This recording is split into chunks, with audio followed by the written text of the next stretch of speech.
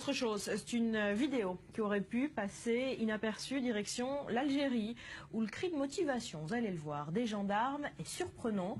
Ils appellent tout simplement au meurtre des Juifs. Mathias, vous avez des images. Oui, alors c'est un exercice de marche ordonnée, tout simplement, de la gendarmerie nationale algérienne. Et les gendarmes algériens utilisent tout simplement les Juifs comme moyen de se motiver, scandent, vous l'avez dit, des appels au meurtre, plus que des mots. Barbara, je vous propose tout simplement d'écouter un extrait.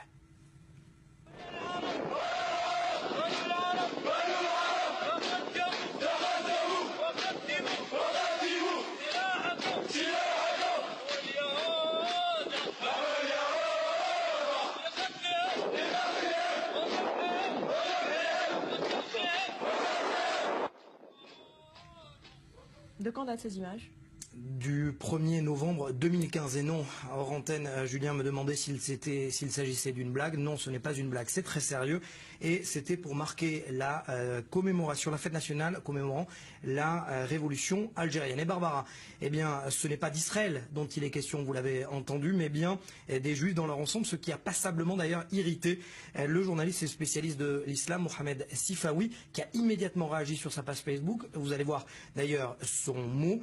Il réagit et il dit « J'ai honte pour ce pays qui fut jadis le mien et qui a vendu son âme et ses valeurs. J'ai honte pour ce pays méditerranéen, intolérant, corrompu et antisémite alors qu'il a payé un lourd tribut durant les années 90 face à l'hydre islamo-terroriste. » On pense notamment au FIS et au GIA.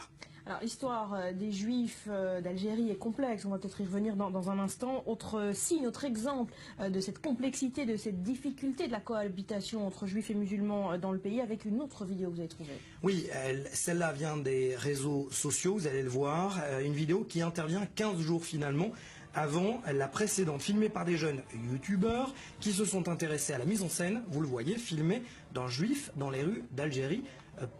D'Alger, plus exactement, portant la kippa. Ce dernier demande l'adresse du cimetière juif de la ville.